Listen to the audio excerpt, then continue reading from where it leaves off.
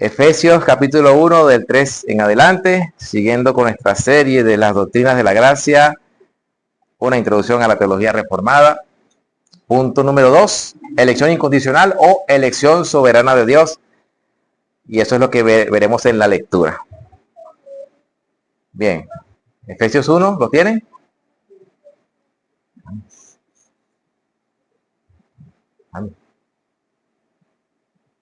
Dice del 3 en adelante: con la bendición del Padre, del Hijo y del Espíritu Santo. Amén.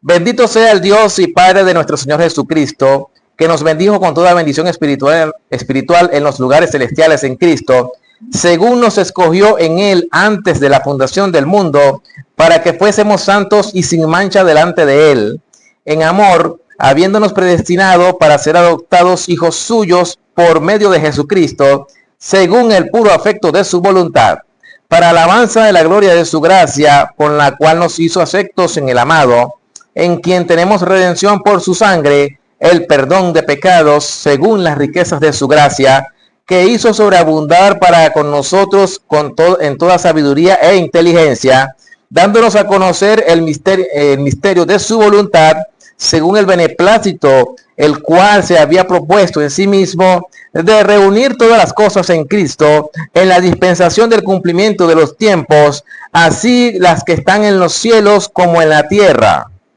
En Él asimismo tuvimos herencia, habiendo sido predestinados conforme al propósito del que hace todas las cosas según el designio de su voluntad, a fin de que seamos para alabanza de su gloria, nosotros lo que primeramente esperábamos en Cristo.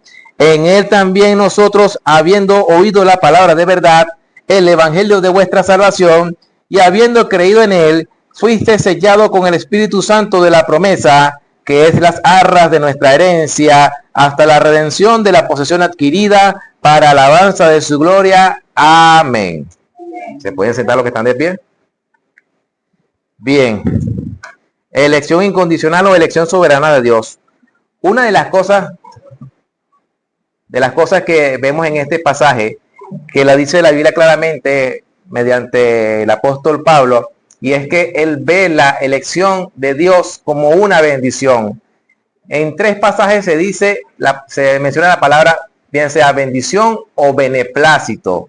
Y hay algo que es recurrente allí que se puede ver también, y es que el apóstol Pablo habla de la elección de Dios como una bendición. Jamás lo ve como que algo que los hombres van a rechazar cuando lo oigan la primera vez, o cuando lo analicen, o cuando lo estudien. Él dice, él va directamente al grano y dice: esto es por el puro afecto de su voluntad. Jamás el apóstol Pablo está tratando de explicar las cosas que Dios hace. Y esas son las cosas que a veces nosotros tendemos a caer como en nuestra humanidad, explicar las cosas que Dios ha hecho. Y resulta y acontece que quien pone las reglas del juego es Dios, no nosotros como seres humanos falibles. Él es infalible. Nosotros podemos ser caprichosos en algunas decisiones que tomemos en la vida, pero Dios no es caprichoso porque no sufre del pecado como nosotros. Él es santo, 3 veces santo, y por tanto lo que Él hace es perfecto, bueno y justo. O sea, no hay mancha en las decisiones que Dios haya tomado en su decreto eterno, como lo dice en algunas confesiones, sino que todo lo hace, como leímos, según el puro afecto de su voluntad. Entonces, como diría el profesor R.C. Sproul, el apóstol Pablo vio la doctrina de la predestinación como una bendición. Si leemos todo el pasaje, él habla con un lenguaje de triunfal, habla con un lenguaje afirmativo, habla con un lenguaje que tiene como fin último la gloria de Dios. Él hizo todas las cosas para alabanza de la gloria de su gracia. Por eso hizo lo que hizo.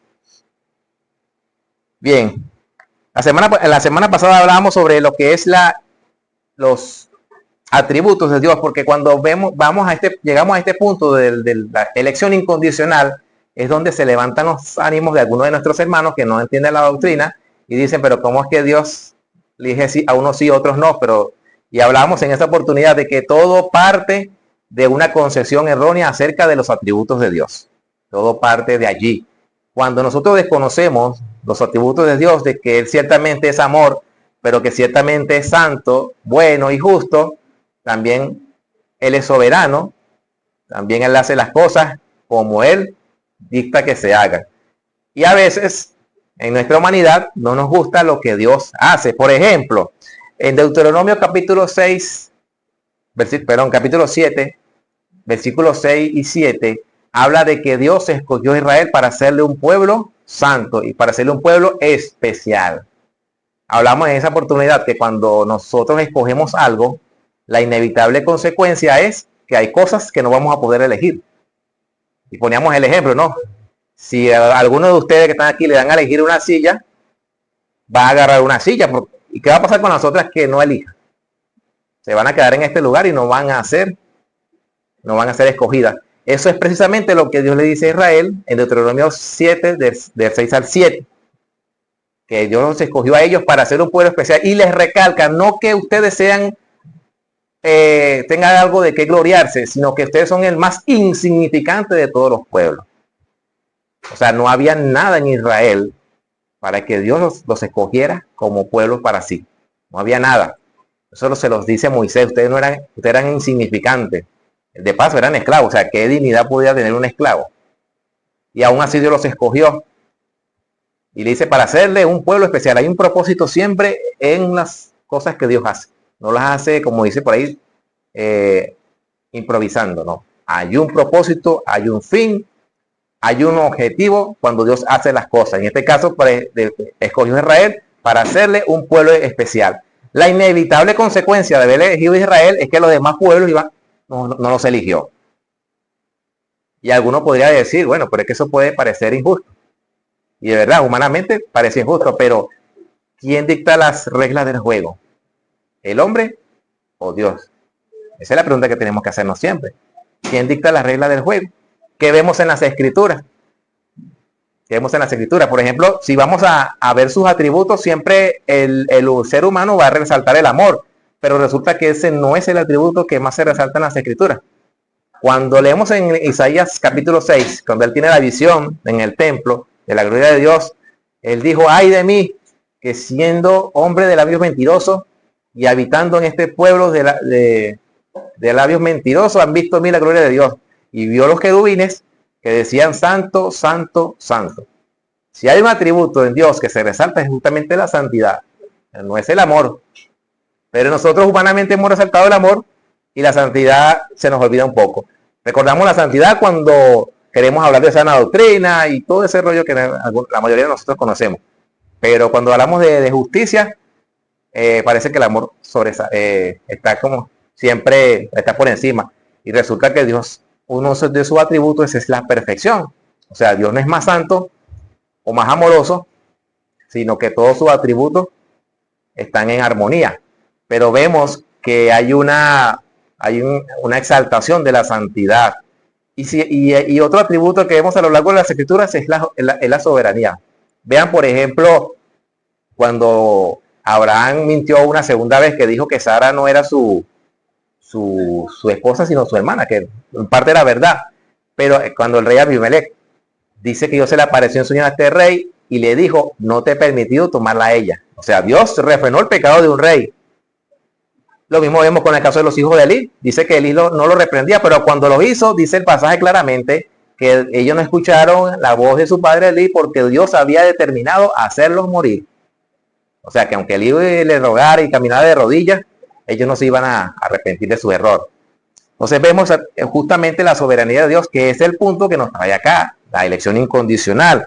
Entonces, la doctrina de la elección incondicional trata sobre el tema de la razón o la causa por la cual Dios escoge o elige a sus escogidos.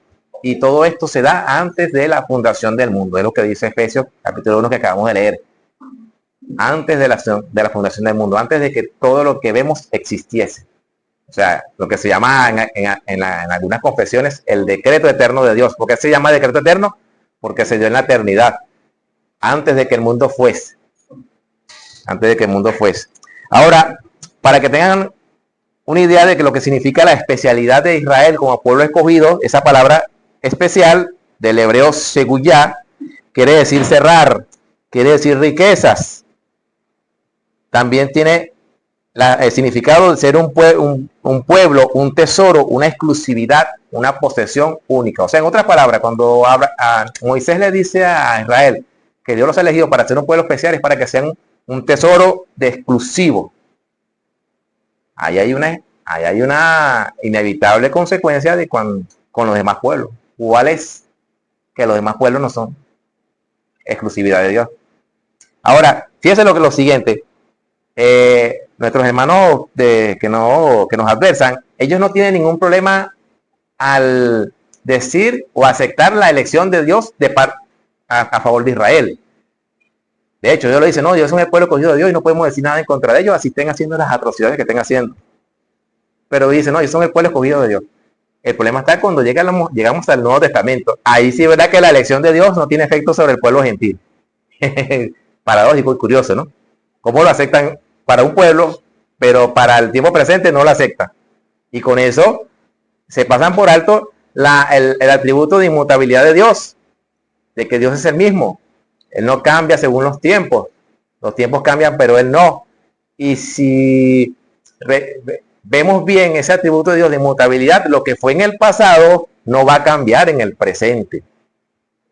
Tal cual va a continuar. De hecho, la iglesia de Jesucristo es el cumplimiento de las promesas dadas a Israel en Génesis capítulo 12, cuando llama a Abraham y le dice, en tu simiente serán benditas todas las familias de la tierra. ¿Dónde se cumplió esa bendición? En Cristo. Que ahora los gentiles, como dice Pablo, que no éramos pueblo, hemos sido llamados pueblo. Y como dice en Efesios 2:14, de ambos pueblos, judíos y gentiles, hizo uno solo, derribando una pared que había allí de separación. O sea, Cristo agarró una mandarria, un cincel o lo que sea, que, hablando en sentido figurado, y tumbó esa pared que separaba el pueblo judío elegido de Dios de los pueblos gentiles, dando cumplimiento justamente a esa promesa abrahámica, que en sus simientes serán benditas todas las familias de la tierra. Y usa la palabra todas. Atento con esa palabra todas, porque a veces todo en la Biblia no significa todo. O sea, no es un todo absoluto, sino un todo de cualidad. Por ejemplo, cuando habla el Nuevo Testamento acerca del censo del emperador Augusto, dice la Biblia que él ordenó que todo el mundo fuese empadronado. Pero ¿quién era en ese todo el mundo? Ciertamente era el pueblo, pero estamos hablando del Imperio Romano. Ese todo el mundo era todos los que vivían dentro de las fronteras del imperio. Entonces, todos en la Biblia no significa todo. O sea, si Dios le dijo a Abraham que en sus simientes serán benditas todas las familias de la tierra, ¿cómo es que hay familias en la tierra que no han sido bendecidas? Nuevamente, el plan de Dios había sido en su decreto eterno que iba a tener un pueblo especial. Que eso puede sonarnos injusto, sí, pero nosotros no somos el alfarero, sino somos el barro que estamos siendo formados por el alfarero. Tengamos siempre eso en cuenta. Y el alfarero hace con el barro vasos para honra y vasos para deshonra. Los vasos para deshonra, en una forma de decir, eran los vasos la vasija o los cántaros que se usaban para meter la basura. Esos eran los vasos de deshonra. Mientras que los vasos para honra eran los que estaban bien adornados, que iban a ir a la casa de un príncipe, de un rey. Y Dios nos ha hecho príncipes de su pueblo. O sea, como dice el mismo apóstol Pablo, nos ha hecho sentar en lugares celestiales en Cristo Jesús. ¿Hasta aquí alguna pregunta, un comentario? Pásame el agua, por favor. El agua. ¿Pregunta? Ok.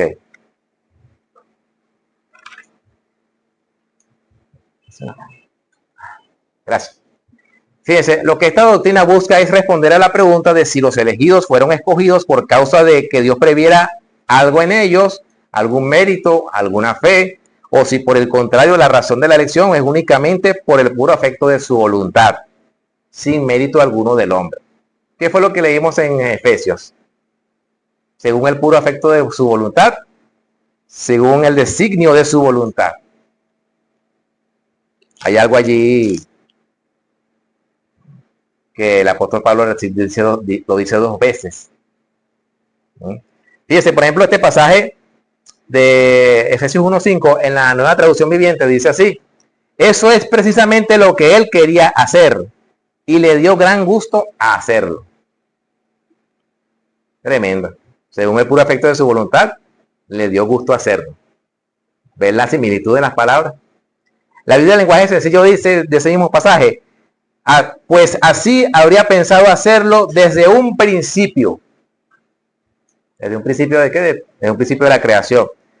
El versículo 11, que dice en la Reina Valera: en él asimismo tuvimos herencia, habiendo sido predestinados para conforme al propósito del que hace todas las cosas. En esa parte final dice: así lo había decidido Dios, quien siempre lleva a cabo sus planes. Cuando Dios dice algo, ni que se levante los Goliat, el Goliat que se levanta.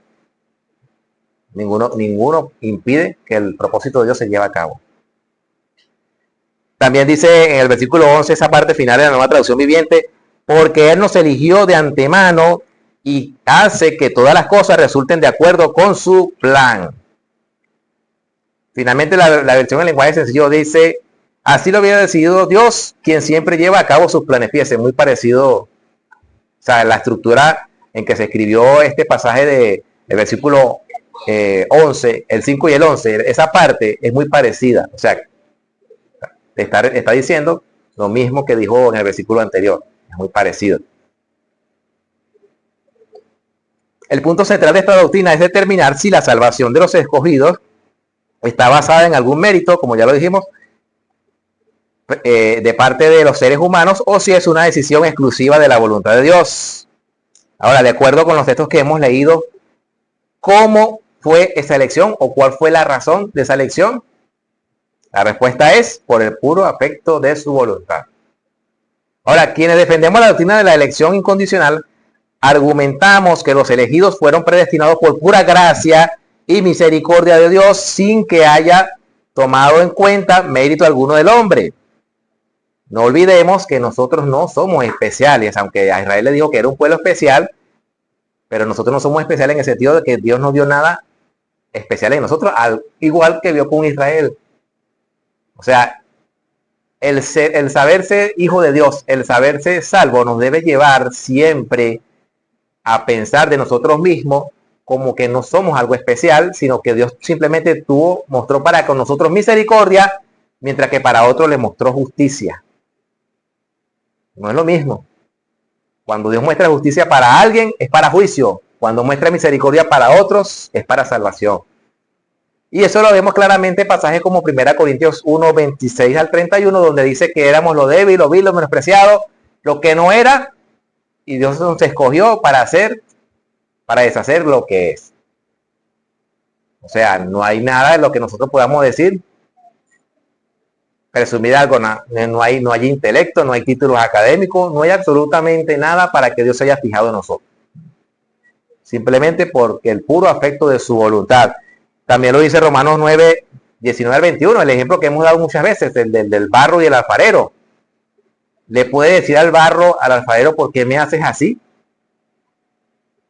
Para empezar, el barro no habla.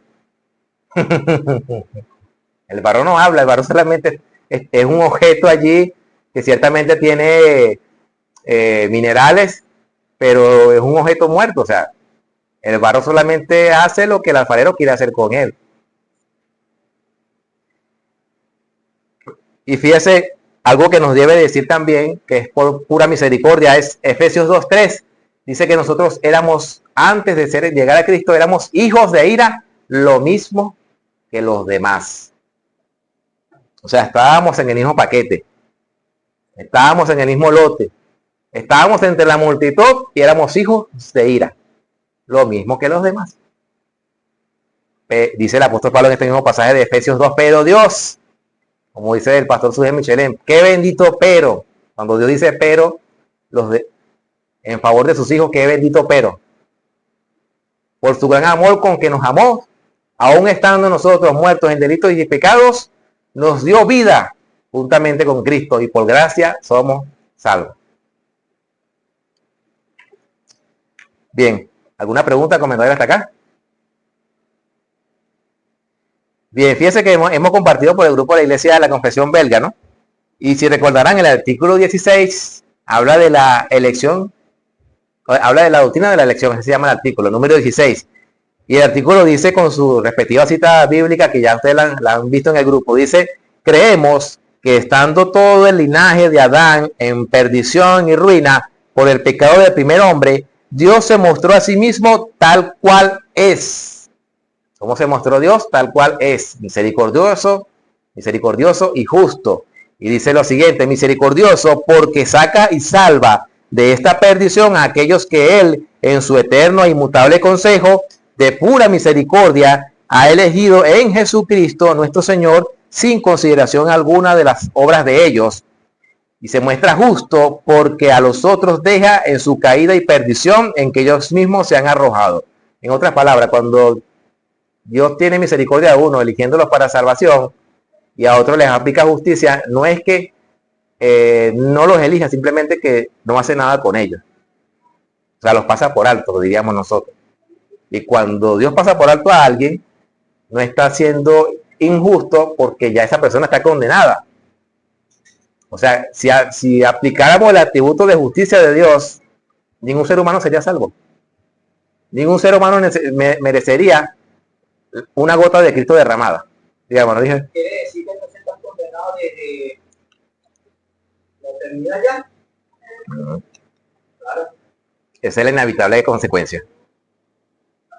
Todo está tomado de la eternidad. Los que van a ser escogidos y los que no también. Sí. Eso es lo que dice las Escrituras. Y es algo que al ser humano como que le exploda, como dice alguien por ahí, le vuela la masa encefálica. Porque es algo que no se puede comprender.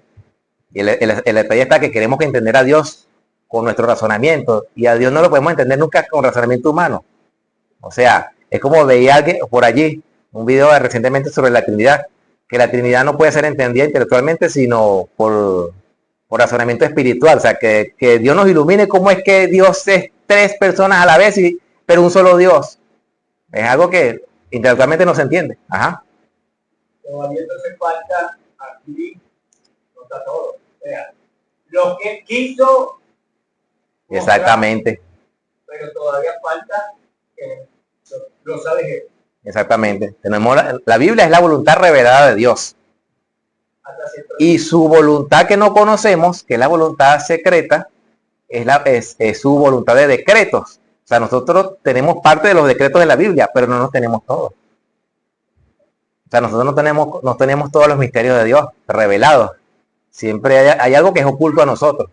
Y eso es algo que, man, si con 66 libros tenemos cierta dificultad para conocer a Dios, ¿vale? Para entenderlo. Imagínense si tuvimos toda la revelación de Él. Nos volveríamos un 8, como decimos en criollo.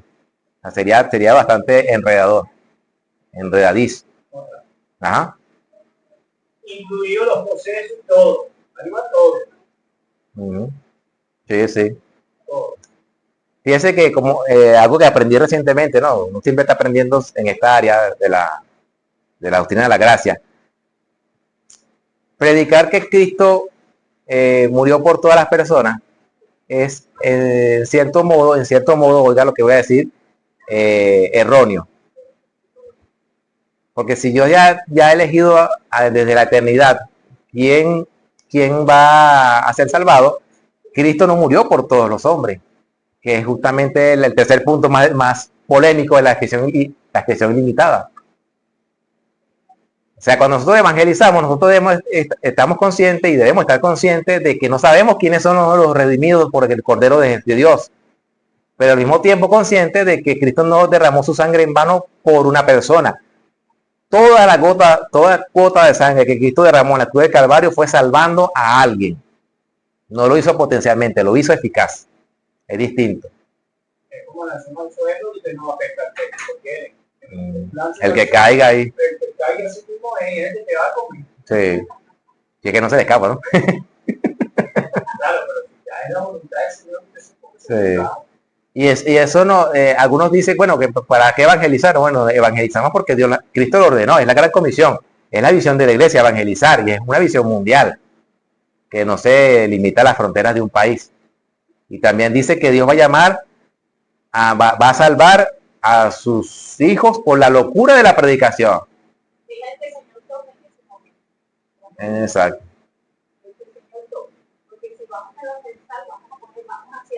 Vamos a tirar la semilla.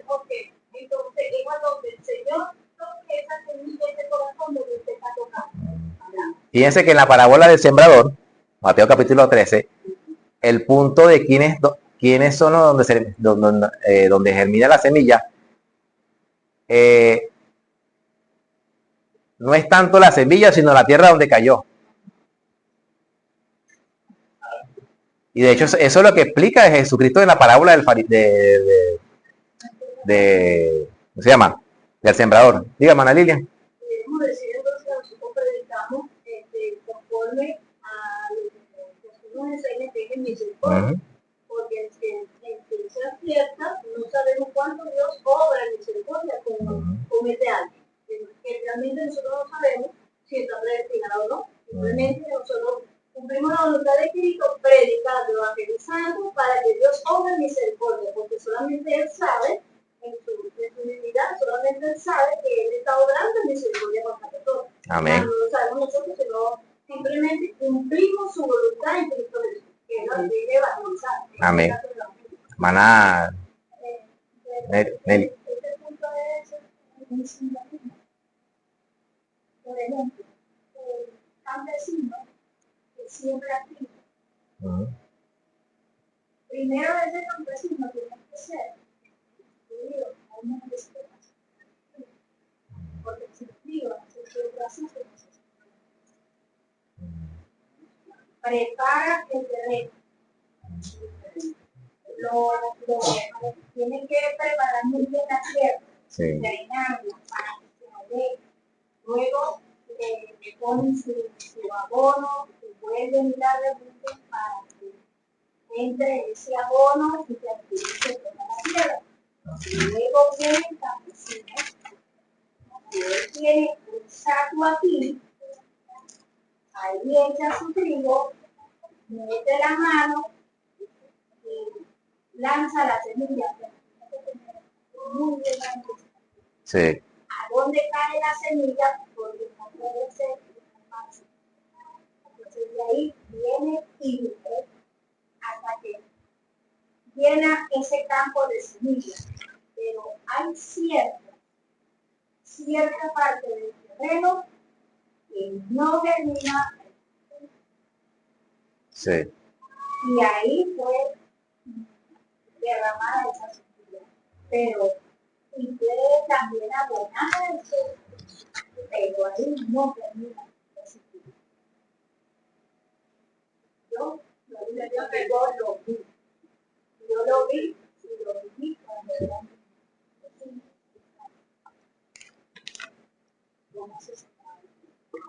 Mano Níger. Bueno,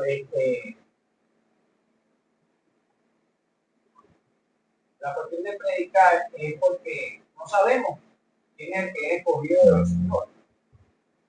Porque hay personas que son escogidas por el Señor, pero no lo saben, ni ella, ni usted que va a llevarle la palabra de parte del Señor, pero de repente esa persona ya no tiene salvación con Dios. Ya no valgo nada para Dios. Ya por lo menos no. Ese es el engaño de Satanás.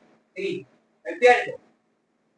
¿Por qué? Porque no sabe la misericordia del Señor. Y en esa palabra dice, wow, ¿verdad que sí tiene misericordia? Y ahí uno empieza a saber que esa familia ya. Sí. Si es la tierra, que Fíjese que a Jesús se le acercaron los discípulos preguntándole sobre la parábola del sembrador. Y vea lo que dice, Mateo 13, del 10 en adelante, dice, Él les dijo, porque a vosotros os es dado saber los misterios del reino de los cielos, mas a ellos no les es dado. ¿Dime? O sea, que el misterio de Dios, porque si estamos en un evangelismo y la palabra está siendo dada a un grupo y solo a veces vemos que una sola persona es la que recibe, claro, porque cada quien de lo que está ahí está viviendo una circunstancia diferente, tiene una necesidad diferente. Pero a veces uno se cuestiona en su humanidad, pero si todos recibieron y uno conoce más o menos que tiene esta habilidad, que tiene esta situación, Sí. ¿cómo es que no todos reciben la palabra? ¿Cómo no todos buscan al Señor para mejorar su condición de vida? Pero es misterio de Dios y que Dios también va preparando, va disponiendo nuestra mente y nuestro corazón para recibir. Porque muchas veces podemos estar en el grupo, pero si nosotros tenemos una poder espiritual, somos ciegos espiritualmente y no nos va a entrar ni poquito, porque no ha sido la voluntad de Dios.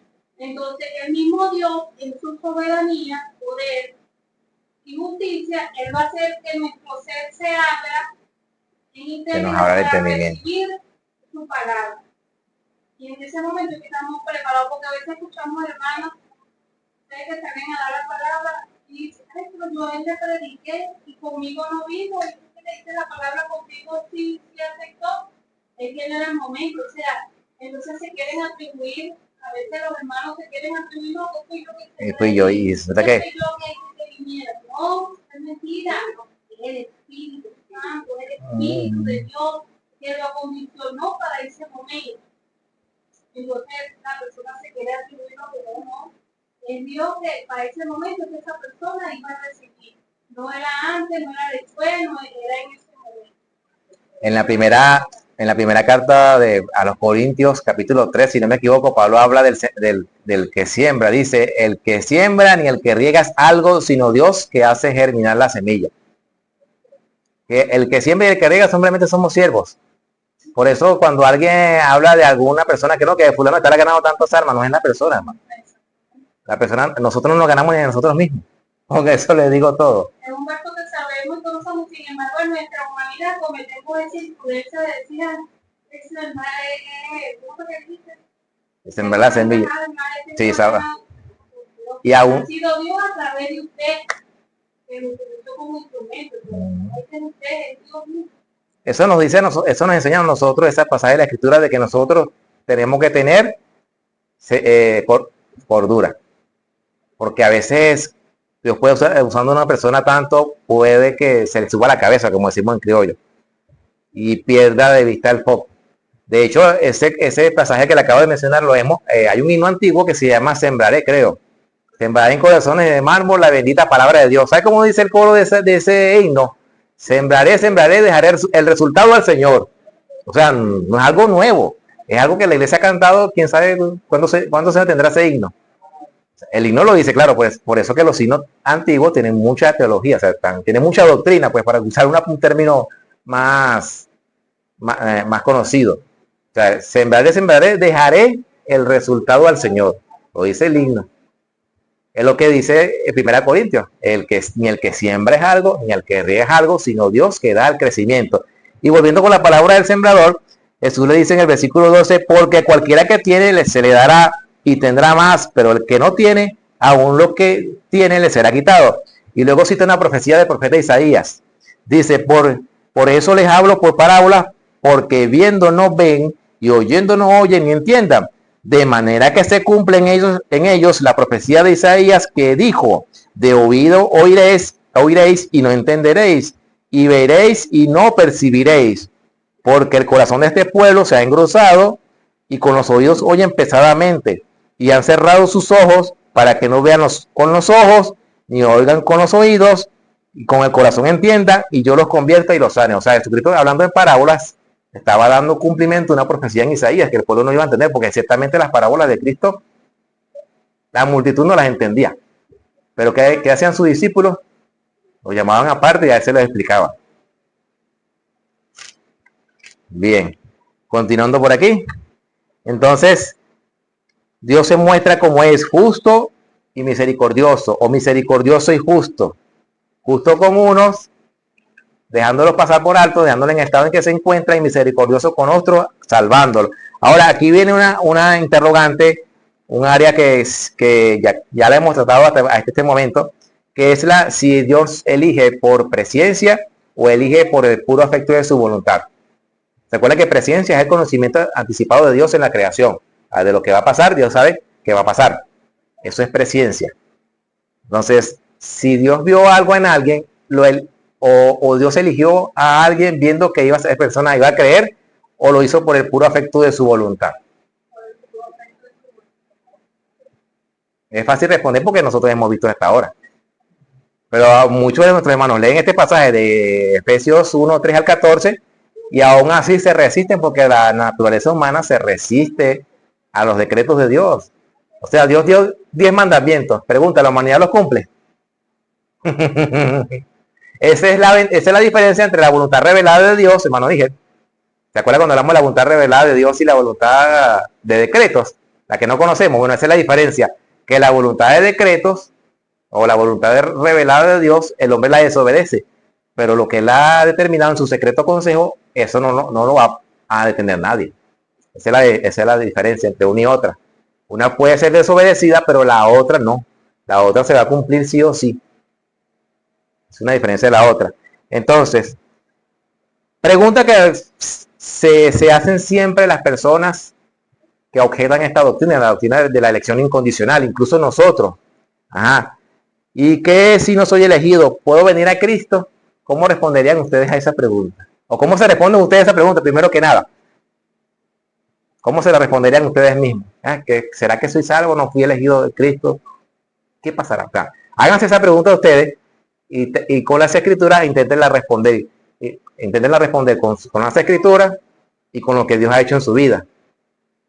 Recuerden que el cristiano no es perfecto en el sentido de que no va a dejar de pecar, pero en cuanto a posición es santo. ¿Ah? ¿Alguien más?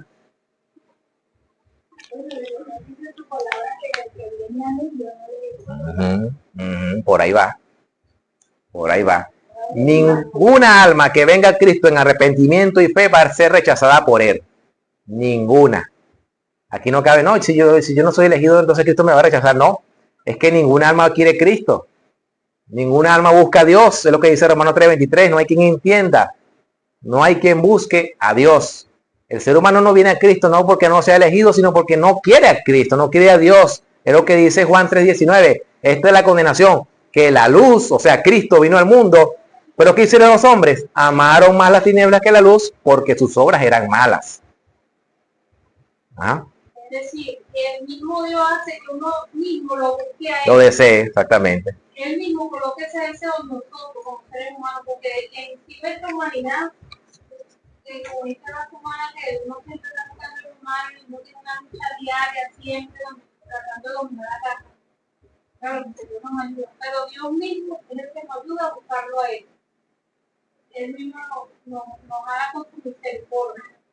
Entonces, ¿cómo no creerle a él si está entonces teniendo su mano de amor hacia nosotros, llamándonos? Mira, te doy la vida, te doy la salud, te doy esta respuesta, necesitas esto, toma. Entonces a uno no le queda más nada que creerle a Dios. Dios me ha bendecido, mire, pasó por esta dificultad, Dios me salvó, tuvo esta situación, Dios me ayudó, entonces mira la mano de Dios. ¿Cómo no creerle a Dios?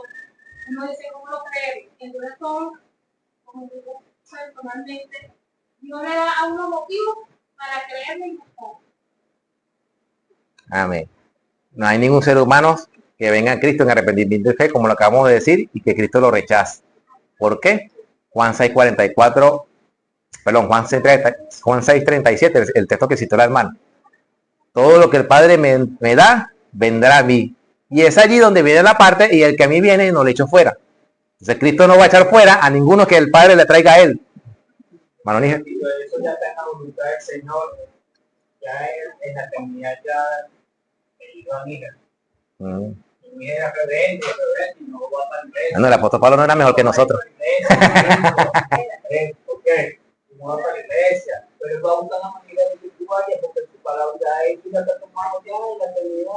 Está tomado así. No, él no se va a cansar de llamar. Él no se va a cansar de llamar. No, él va a No se va buscar a cansar porque de llamar. todo el que hace su palabra ya, y la palabra de él no puede. Poniendo un ejemplo de las escrituras, ¿no? El apóstol Pablo, él no era mejor que nosotros. Él no era mejor que nosotros. Claro, él tenía, como dicen, un currículum, un pedigrí, por usar un término del mundo animal, porque él era del activo de Benjamín, hebreo de hebreos, circuncidado al octavo día, en cuanto a la ley fariseo, que era el grupo judío más radical, más conservador. Pero dice también que era perseguidor asesino. ¿Y qué hizo Dios? Lo eligió desde el vientre de su madre. O sea, para poner él pone como punto de partida el vientre de su madre. Y lo escogió teniéndolo por fiel, poniéndolo en el ministerio.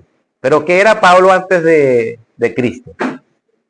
Quitándolo su currículum de judío que tenía. ¿Qué más hizo aparte de ser judío? Aparte de ser fariseo.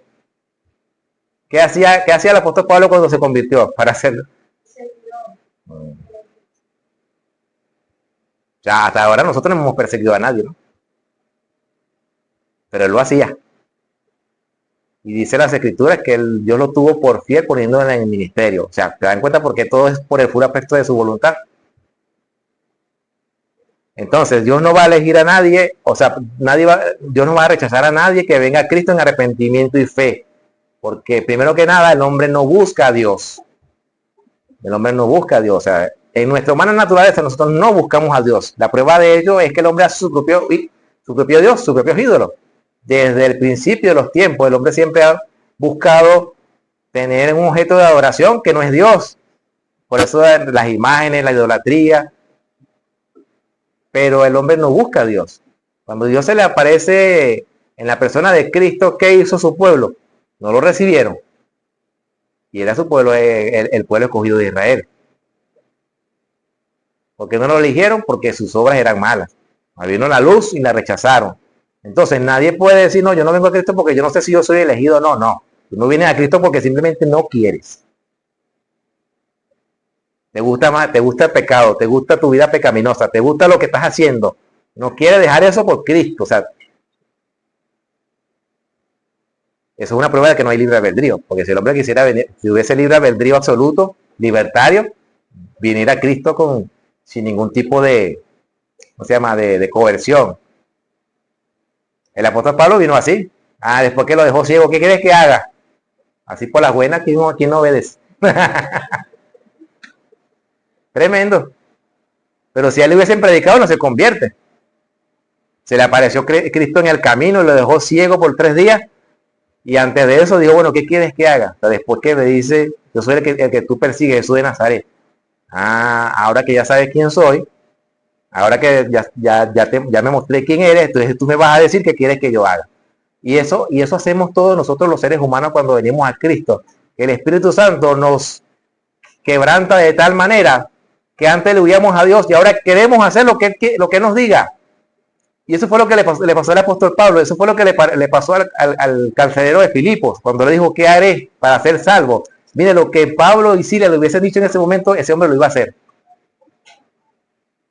Porque había un quebrantamiento tal en el carcelero y todos los que vienen a Cristo, que lo que usted les diga que hagan, ellos lo hacen.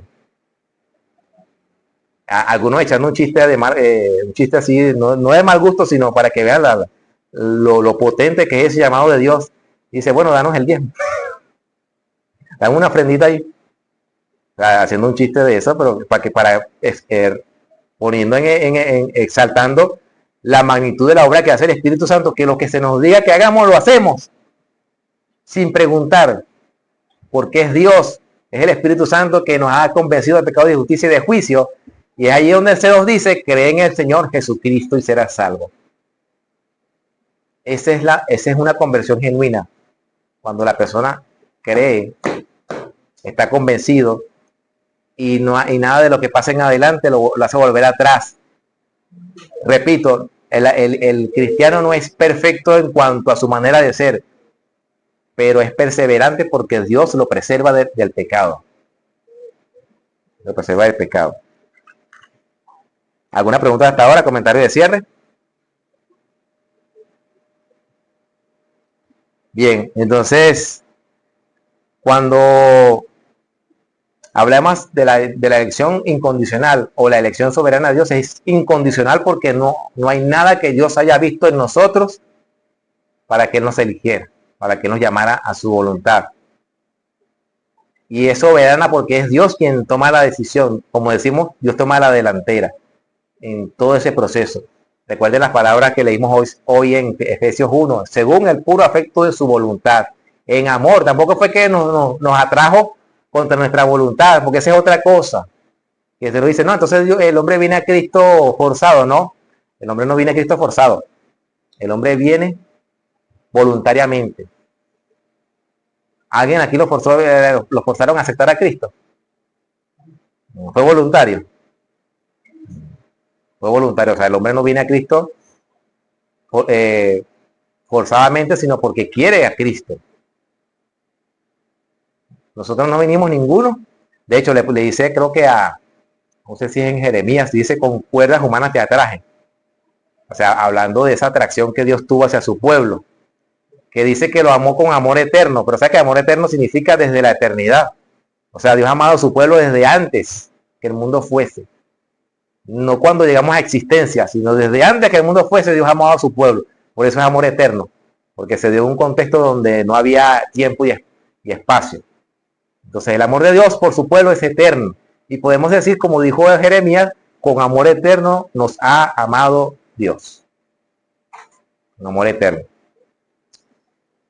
Bien, Dios le bendiga y Dios le guarde. Como dice este servidor, solo Cristo, solo por fe, solo por gracia, solo la Escritura. Solo a Dios la gloria.